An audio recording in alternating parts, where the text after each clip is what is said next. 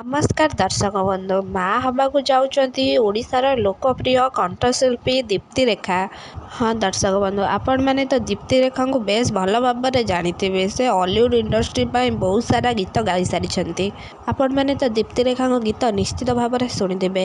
ସେ ଅଲିଉଡ଼ ଇଣ୍ଡଷ୍ଟ୍ରି ପାଇଁ ବହୁତ ସାରା ଗୀତ ଗାଇବା ସହିତ ସେ ବହୁତ ସାରା ଭଜନ ମଧ୍ୟ ଗାଇଛନ୍ତି।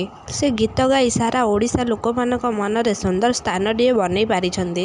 ହଁ ଦର୍ଶକ ବନ୍ଧୁ, ବାହାଘରର 4 ବର୍ଷ ପରେ ଦୀପ୍ତିରେଖା ଗୋଟେ ବହୁତ ବଡ଼ ଖୁସିର ଖବର ଦେଇଛନ୍ତି। ମା' ହେବାକୁ ଯାଉଛନ୍ତି ଦୀପ୍ତିରେଖା ପାଢ଼ୀ। ଦୀପ୍ତିରେଖା ଗୀତ ଗାଇବା ସହିତ ବହୁତ ସାରା ସିରିଏଲରେ ମଧ୍ୟ ଅଭିନୟ କରିସାରିଛନ୍ତି। ନିଜ ପରିବାର ସହ ଦୀପ୍ତିରେଖା ବହୁତ ସାରା ଖୁସିରେ ଅଛନ୍ତି ତାଙ୍କ ଶାଶୁଘରେ।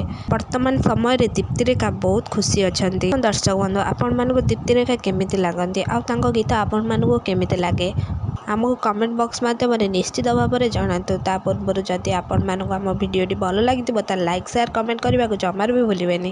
ପାଖରେ ଆସୁଥିବା ବେଲ୍ ଆଇକନକୁ ମଧ୍ୟ ଦବାଇ ଦେବେ।